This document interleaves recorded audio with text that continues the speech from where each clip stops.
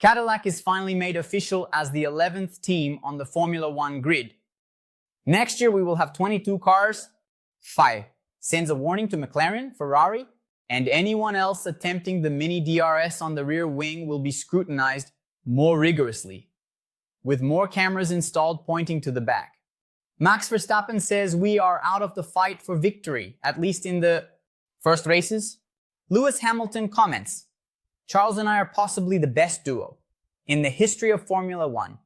Toto Wolff and Max Verstappen had, it seems, a secret meeting in a hangar in Eindhoven, Netherlands, which by now is not so secret anymore.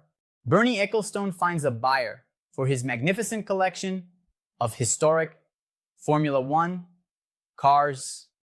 And the buyer is the heir of the Red Bull Group, Mateschitz' son, Friday, March 7th, 2025.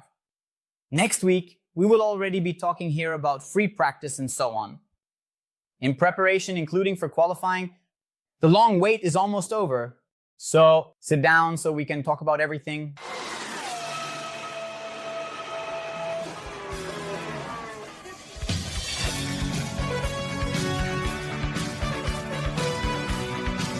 Everyone already knew, but an official announcement was missing. We will have 11 teams on the grid next year, 22 cars, and the new team will be the American Cadillac, which belongs to the TWG Motorsport Group, which took over the Andretti structure and pushed them out. And apparently this was a condition for the 11th spot to happen. And now commercially, everything is settled. The new project, the new team enters the grid, then in 2026, 11 cars on the grid. And they will have engine, suspension, and gearbox. Initially from Ferrari, the team has already announced some big names for the technical area, such as Pat Simmons, who was with Toleman, Cheetah, Benetton, and Renault. He also had a stint with Williams during the Felipe Moss era. Grimmy Loudon, I think that's how you say it, who worked at Marussia. And Nick Chester, who also has experience with Renault. The team has not announced yet, but hinted last week that they should finalize their driver lineup by the middle of this year. With the American Indy driver Colton Herta as one of the favorite names, and in the other car, someone experienced is expected. There are several names, Kevin Magnussen, Valtteri Bottas, Sergio Perez, and even Guan Yu Zhou, who is a reserve for Ferrari, which will supply engines, has already been speculated. And it could be an option, although I think he's the worst of all those mentioned because Cadillac might have interests in China. However, the American Colton Herta currently has 32 super license points when 40 are required. So if he really wants to try his luck in Formula One, he will have to perform well in this Indy Championship, which started last week in St. Petersburg with a victory by Alex Palou. Cadillac's promise, is that after the first few years, around 2028 or 2029, their engine, the V6 turbo core hybrid power unit, will come. And this was also one of the conditions, besides the withdrawal of the Andrettis, for the spot to be opened. Are you excited about Cadillac's arrival? I am. I envisioned a grid with 12 teams and 24 cars for your grandson. Has the FIA already warned Ferrari, McLaren, and anyone else trying their luck? The mini DRS is in our sights. To understand this story, we need to go back to last year, around the time of the Baku Grand Prix. McLaren came up with a rear wing and it behaved strangely, folding upwards in the middle of the straights, opening a gap between the two flaps and allowing air to leak through there, which reduces aerodynamic drag and therefore allows for greater speed. In a straight line, this is yet another one of those wonderful contraptions in the history of Formula One, because the FIA's load tests to see if a wing is bending or flexing are done with weight, which ends up pushing downwards. And the wing was bending upwards. And then, as we always say around here, what is not prohibited is allowed, because if it passes the FIA test, it's valid. Well, the technical director of Red Bull, Pierre Vacher, commented that the rear wings of some competitors, especially Ferrari and McLaren, but also a bit of Mercedes, were bending backwards, which would be another form of mini DRS. Because, you see, remember I talked about the load test by placing weight on top. But if at 330 km per hour, the wing is tilting backwards, like if this one here was coming in this direction, bending, then there would be nothing to do unless they change the test. However, the test that the FIA can safely conduct in the garages has its limitations because the equipment has to travel around the entire world. So, once again, the little geniuses are reading the regulations and seeing what can be done and what the regulations don't say can't be done. And then the FIA announced that it will be stricter in inspections, including with more cameras looking at the rear wings. The championship hasn't even started and we already have the first controversy initiated by someone who apparently isn't doing well, Red Bull.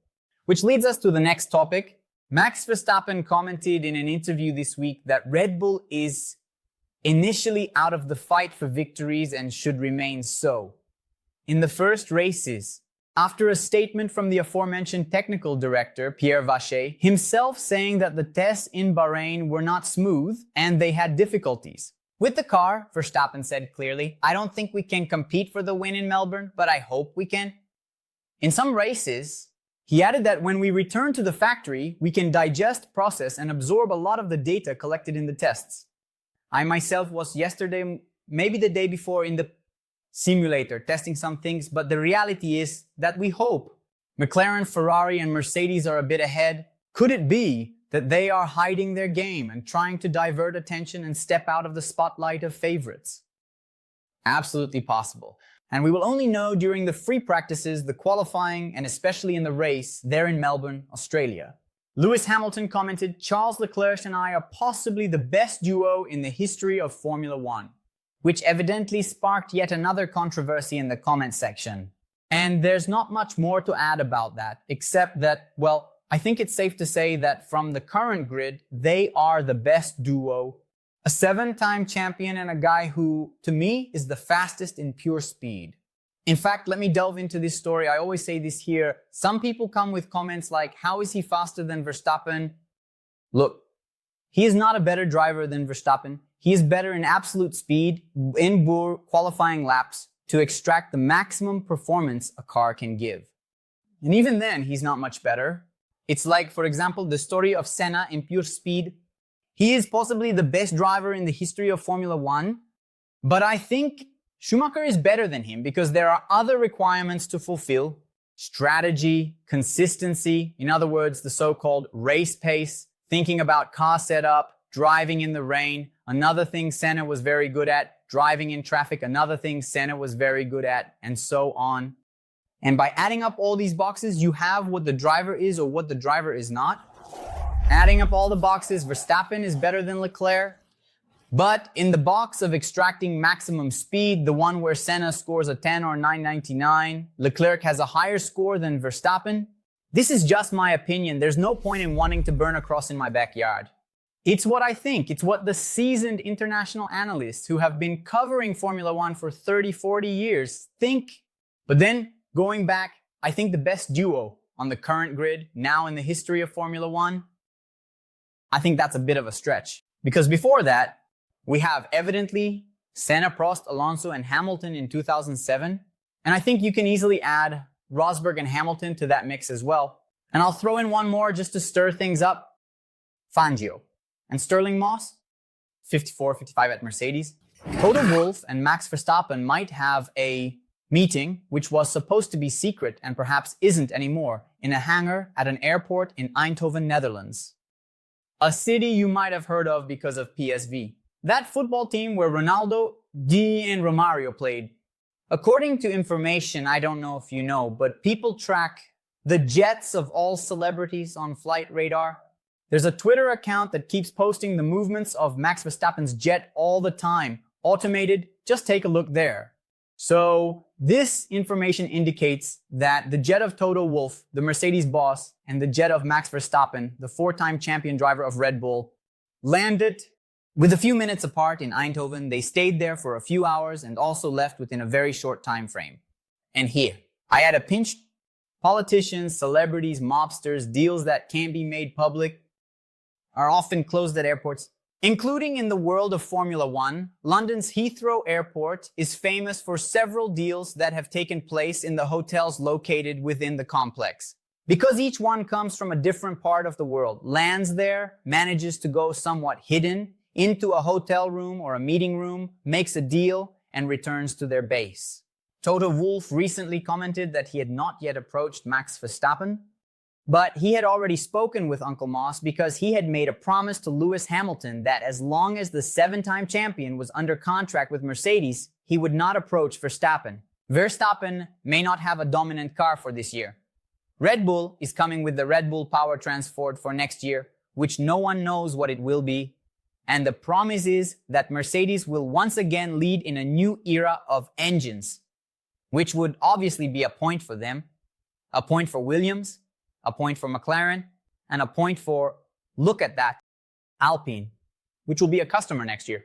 We will find out at some point. Bernie Ecclestone found a buyer for his magnificent collection of Formula One cars, valued at £500 million, which is roughly 3.4 billion reais.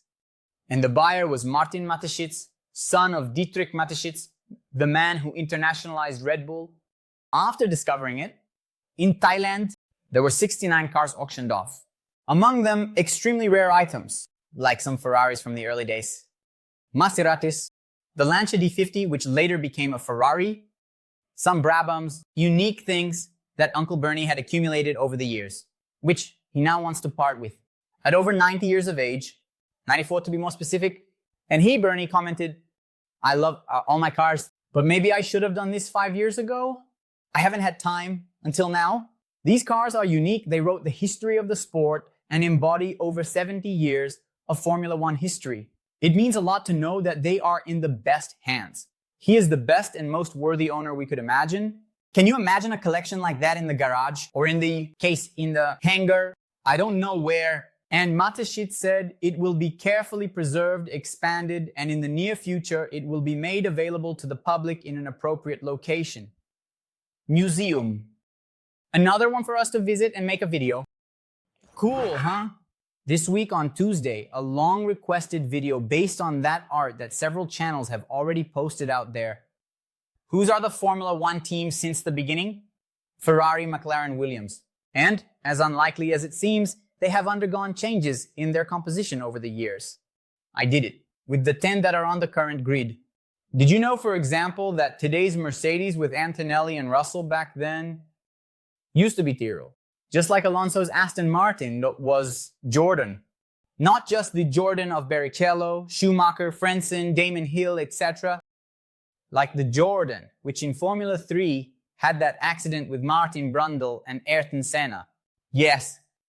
On Wednesday, a small, big story this week telling about when an Indy car raced in a Formula One event in 1959 in Sebring, Florida. It happened, Indy and Formula One competing, and Indy got a beating, 43 seconds behind in qualifying to Stirling Moss. Links below for these videos. Also, the links to our social media are below. The handles are being shown here.